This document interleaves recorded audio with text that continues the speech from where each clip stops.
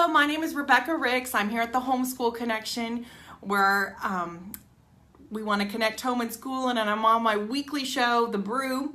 And The Brew is a mixture of people, events, or things that come together, make a more potent whole, and we want to make your whole a whole lot better.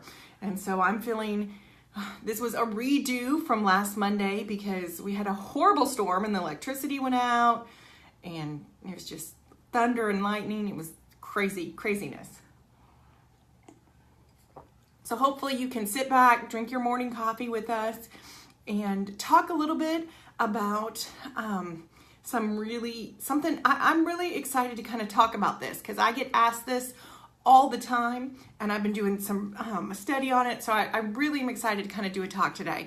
Today we're going to be talking about how do you know if your child has a learning disability. Oh my soul. And you know, lots of times children will have some sort of struggle in school, and it really is a true question. How do we know? You know, if they might have a learning disability, and sometimes I get the same questions about attention deficit, ADHD. Those are two very, very different problems. You know, ADHD is something totally different than a learning disability, and different things. Someone that has ADHD might be hyperactive or fidgety, things like that. But students with a learning disability have a neurologically based processing problem that really just kind of interferes with the way they learn specific skills or master specific skills or do certain things. Now, this is a really interesting statistic. Between 30 and 50% of children with learning disabilities also have ADHD. But the reverse is also true. Between 30 and 50% of children with ADHD also have a learning disability. So it's always good to look at both possibilities. So let's talk about, how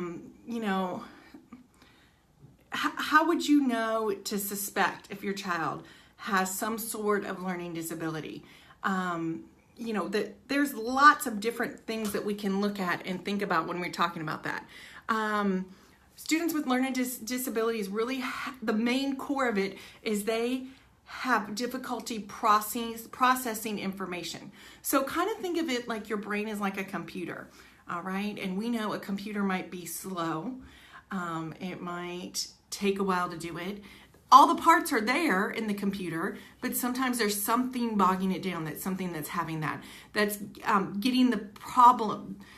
They have several different problems. So let's talk about some different things that you could see or notice that could be a learning disability.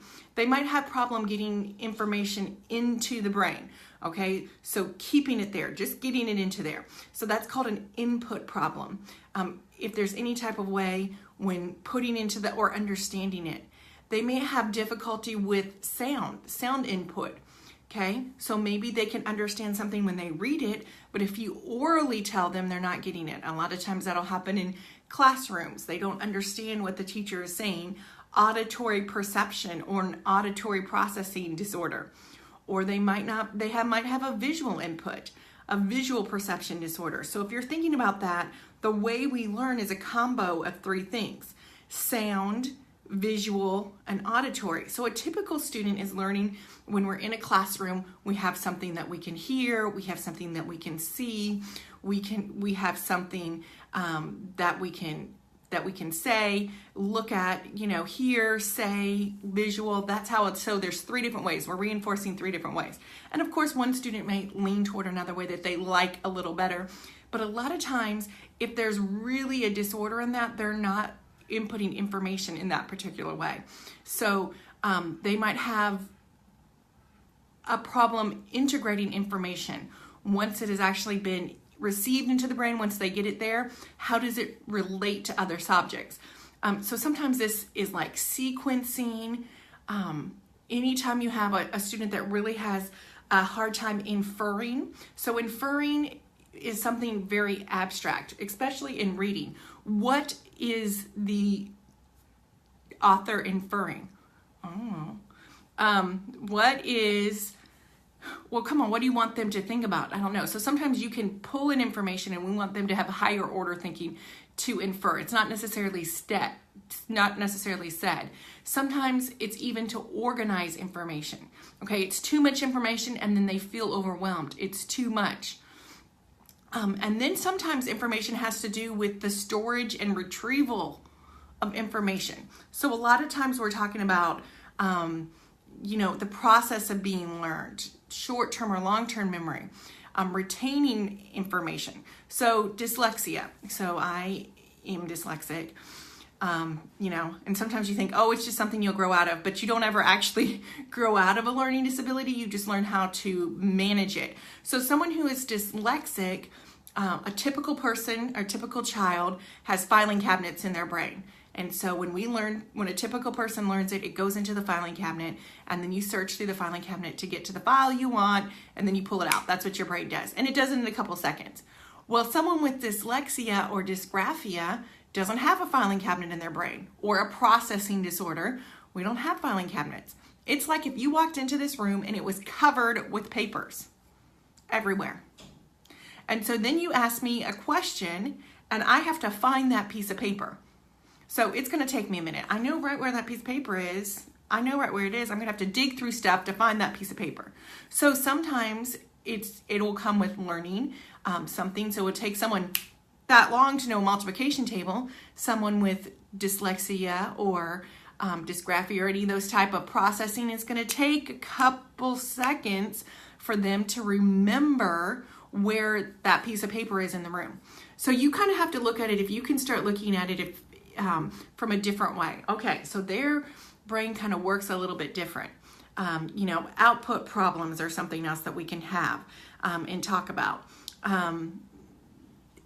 So learning disabilities are very, very, very all over the board. I mean, it can be tons and tons and tons of different things. So let's talk about looking for learning disabilities in preschoolers. So here in the state of Florida, we now have what's called kindergarten readiness, okay? If you are part of universal pre-K, and actually most states now have a kindergarten readiness test. If you are going into a public school or you are coming out of any type of universal pre-K or most pre-K, you take what's called a kindergarten readiness test. Okay, so some people, what? Why do we, what's a kindergarten readiness test? So here's the deal. It's kind of trying us to see if there could be a learning disability that we can catch earlier. Because what's going to typically happen when you get into school is they're going to go through kindergarten and they're going to go through first grade. And maybe they are struggling reader in first grade, or they don't really pick things up in first grade, okay, whatever. And then we go on to second grade. Okay, second grade, you can tell a little more. They're getting further and further behind. Then they get into third grade, and all of a sudden in third grade, you can tell in third grade they're super duper behind, because third grade they're picking up, we're doing multiplication tables, we're doing all kinds of stuff, and then that student is instantly behind. And typically public schools would not diagnose a learning disability or even test for it until third grade. But then people were realizing, oh man, we're doing our child a disservice, because here they are 7, 8, 9 years and they're behind, and now they're going to be behind forever. So maybe if we can catch some of these things beforehand. So Florida really does have a school readiness exam. It's actually a computer-based exam. It takes about 15 minutes. Also on the blog we'll have a PDF of questions that you can say, can my child do this? Can my child do this? Can my child do this? Actually, it's a pretty extensive list. I didn't realize, like, man, as a mom, I better get on that. I have a 7-month-old. So, he better learn how to use scissors, I guess, before he gets into kindergarten. That's one of the things, like, how do they hold scissors? One really good thing that I personally really think is important, that they talk about a lot, and you can tell, too, if a child is ready, is pencil grip. Okay, so as they're small, they're going to write like this, right? Sorry, I'm left-handed, so I have to write with my left hand. They're going to color like this. As we get older into kindergarten, to say that they're kindergarten ready, we want them to learn how to do pencil grip. Slowly start putting their crayon or their pencil like this so they can grip and write. So that's a couple things. If a child cannot have the fine motor skills really to hold a pencil, to write letters, that's sometimes a thing. So they might That's just something to work on. That's a really easy way to tell if your child is ready to read. If they can go from here, no longer coloring like this with a fist, to here, a pencil grip. Something, I know that's really, something really simple that you can kind of test. So there is a long list. If you are going into a private school or you are homeschooled, you can have your child tested for this with school readiness. Like I said, it's 15 minutes. It's on the computer. And they just go through various different things. You can be there with your student when you do it. If they do not pass it, if they do not pass the school readiness, then they would pass on to someone else, and they would look and see what section they were kind of weak in. So let's say they were weak in speech, then they would have a speech therapist come in and evaluate them to say, okay, your speech is low, it's not where you need to be for kindergarten. Let's start to provide services now in kindergarten and remediate, instead of waiting till third grade and figuring out that there's a problem. Or, okay, they have a hard time with memorizing, short-term memory. There's something we need to do. So there is a list here in Polk County of where you can go and get your child tested for school readiness. If you are going into a public school, you have to have it done before they allow you into kindergarten. It has to be on file. So, and I don't know, I kind of have mixed feelings about it. How do I feel about that? I'm not quite sure, but if you are interested in having your child tested for the school readiness, you can look on Polk County, and we'll make sure I get that list up for you. But just if you're doing your yourself. So if you have a preschooler and there's some things you notice, maybe there might be communication delays, slow language development or difficulty with speech.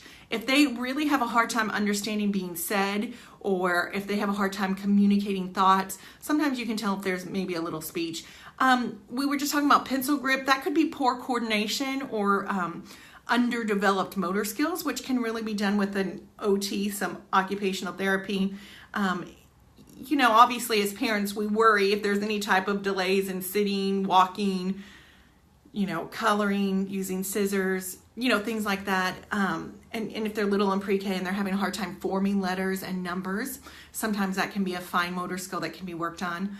A lot of times you can really tell if there's some memory and routine. For example, if you're doing daily activities and not really understanding instructions. And maybe if you're giving your 4-year-old or 5-year-old multiple instructions, do this, do this, do this, and they just can't remember what order they're supposed to do it. And always, we always worry as moms about socialization, but that also can just be a personality issue. Some children are shy and they don't want to play with others. But let's talk about, and so I really think that in preschool age, it's harder to tell. I mean, I have a 7-month-old and he's not crawling yet. He can roll over, but he can't crawl yet. And so, oh my goodness, there are other kids that are 7 months old and they crawl. Okay, so don't get crazy about it too. If it's really noticeable over a far thing, comparing yourself, the Bible says comparing yourself among yourself is not wise. He'll get there. He doesn't have any teeth yet either, so I know some of them that are the same age as him have teeth, so we're just not there yet. So sometimes it might not be a full-blown learning disability. It's just he's not there yet, so I just can't worry about it. In elementary school, here's some specific things to look for. Individual units of sound. Anytime that they are having a hard time telling individual units of sound. So if you put your hand on your throat, you can feel that it vibrates there. B. Every time I say B, I can feel it vibrate. P. Okay? It doesn't make a vibrating sound. We say it different. B. P. Sometimes that can be a really good sound. They look very similar, but P and B look very similar. They sound very similar, and sometimes they really have a hard time telling the difference between that. So that's a really good way of telling voiced and unvoiced letters that you can tell, like that B and P. Sometimes they'll have a really hard time blending together, and that's a really easy notice in kindergarten. So B, A, and then they'll say, what does that say? Ah, okay, now we gotta go back. What's the two together? So a tick pull student can pick that up really, really, quickly, but it just depends. Another thing is remembering sight words, and as they get older, sometimes a really good thing is they've learned how to read, but they have a hard time with reading comprehension.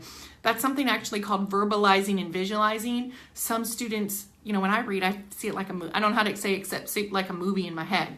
When I read, it's a movie in my head. But for some students, it's not. So that could be any type of reading disconnect. There can always be all kinds of things. When they're younger, you can look for forming letters and numbers, writing, and later on that can lead into problems in spelling and grammar. You know, I'm a horrible speller. Don't tell anybody. I'm a horrible speller. I can't spell. I can't remember what order the words go in, the letters go in. I just can't, even though I've done a lot of phonics based and that's helped me. Math skills. All right. So I, as a math teacher, really don't like them to use their fingers, but some kids always use their fingers for addition and subtraction. But sometimes we get into that multiplication and you can skip count. Let me say you can skip count. But the easiest, if you're going on to algebra, they've got to be able to know it like this. So they can't remember their multiplication tables. They can't remember that. And then it's even harder when you get into fractions. They can't remember the steps and the process for first you do this, then you do this, then you do this, then you do this. You know, remembering facts, remembering the order things are supposed to do. Another thing, and this is a big one I started noticing, is it really might be if they have difficulty organizing materials, information, concepts. Okay, now some kids are just messy. You know, you look into their book bag and like, where's your paper? And you pull out and there's like 200 papers in here and nothing's been organized. But really, if they have a hard time understanding why things go in or organizing, difficulty organizing, and of course you can keep going on. Along with that is losing materials, doing work and forgetting to turn it in, just all that. So kind of think about it this way. Your brain has so many units. So it has like 10 units. The typical person has 10 units. A person that has a learning disorder might have 6 or 8 units. And once we've used those units up for the day, they're done. When we use our units up, we're out of units. We're stressed out. We don't have any more units and we can't handle anything else. Well, a child, you know, their units are smaller. So someone with a learning disability might only have 6 units. And once those units get used up, they can't hold any more information. You know, they've over processed it. So sometimes that goes with not turning papers in, not remembering to turning papers in, losing things, you know, the inability to follow steps and timeline, completing projects or different things, or even following, like when you tell them to write a paper and you've told them 700 million times, first you do this, then you do this, then you do this, then you do this. And you've even written it on a piece of paper. You do this first, then this first, then this first, then this first. Things like that. Difficulty organizing or writing reports. So you can kind of be proactive if you see these kind of clues. And you know, I have to say that moms, you know your child. If you really feel like there's something wrong there, you might want to contact, if you're going to a school, your principal and request a meeting with them to see, okay, do we need to be evaluated for a learning disability? Do I need to have someone else sit down with my child and see if we're really on grade level? If your child's in a private school, you are entitled to being evaluated at a public school. Even if you go to a private school, you are eligible for the services that the public school offers. Here in Florida, you are. In most states, you are. And actually, you can go private and actually have it done privately. It's actually called a psychoeducational evaluation. I know that sounds crazy, but that's the technical name of it. And it's called a response to intervention model. And they'll be exposed to some different things to have it monitored. And it's actually called an RTI. The test is called an RTI, response to intervention, for special, if there's anything. So under education law, public schools must provide this evaluation if requested to do so, if there is an apparent problem. And if the child is in a private school, they also have to offer it. As a taxpayer, you can go to your public school to request an assessment. As a private schooler, or as a homeschooler, you can too, because you're part of the public school. So we all pay tax dollars. We all can get our child tested through the public school system for free. We just have to request it. Now, they might buck you a little bit. Remember, you as the parent are your child's advocate. You got to do it. So they will do three different things. They will assessment of potential, and they'll usually do some sort of IQ test. They'll do a basic battery of some sort of achievement test in reading, writing, and math. And then they'll do a battery of tests to do that check processing skills. They test input, integration, and output of information. How is your child processing information? And these tests will kind of tell if there is a learning disability, kind of clear that up, if there is a need. Now, just because you have the test, it may not qualify your child to receive some sort of services or different things, but you as a parent will know, okay, everything's okay, or yes, we're going to struggle a little bit in auditory processing. Most school systems use what's called a discrepancy formula to see if the individual is eligible for any extra type of service. An extra type of service would be speech therapy or OT or different things. And there must be a specific degree of difference between the student's potential IQ and their performance. That's kind of how they do it. So if they say, oh, they have a typical IQ, but their performance is low, then we need to intervene to make sure that that's leading up. That could really be a sign of some sort of processing. So this is really the reason that most schools and most school systems don't do any testing on it until 3rd grade for a learning disability. But if you have any more questions, I don't know. I know this is kind of all over the place and there's lots of information, but you could comment and ask some questions and I'll look and see what I know. Here at our county, you can call, if you're a homeschooler, you can, we have a specific homeschool secretary you can call and get something set up. Let me say this, if you're public school, private school, or homeschool and you feel like there's a need and your child needs that extra help, just remember that no one's gonna advocate for your child like you are. I mean, no one's going to go to bat for your child like you will. And sometimes, the public schools will give us a little grief about having to do it, but by law, they're required to. So if you feel like there's something and you want to help it, it's kind of like if your child was sick and had the flu, you wouldn't not take them to a doctor to get checked to make sure it wasn't something more serious. Same thing here. So sometimes don't let things go if you can't. And if you ever, there are lots of private ways you can go through. You don't have to go through the school system. Sometimes your insurance will pay for it to test it privately. Sometimes it won't, and it can get very expensive, but it really depends on where you are in the country and kind of what insurance you have or different things. But most therapy services will do assessments quickly. OT, speech, things like that can do a 15-20-minute assessment and tell you, okay, yes, your child would be helped by doing some sort of therapy, and usually therapies are covered by insurance. So if you do think that your child has a learning disability, make sure to be proactive. There's nothing worse. We do lots and lots of, I call it intervention. In a public school, after you would do your testing, then you can go ahead and get an IEP, which is a whole group of people that sit down and make an individualized educational plan for that child to help them succeed in school. And I guess that's the whole point. We want our children to succeed as a teacher. We want children to succeed and be able to grow and do it. So hopefully that might have answered some questions. I know there's a lot of information there. If you have any questions, please let me know. If you enjoyed watching, please like our page and like the post and pass it on. And it will be posted on the blog along with that kindergarten readiness checklist. And I hope you all have a great morning. And don't forget, if you're having problems, you're not alone. We're here to help, and hopefully we can help you a little bit if you have any questions. I will see you all Friday morning.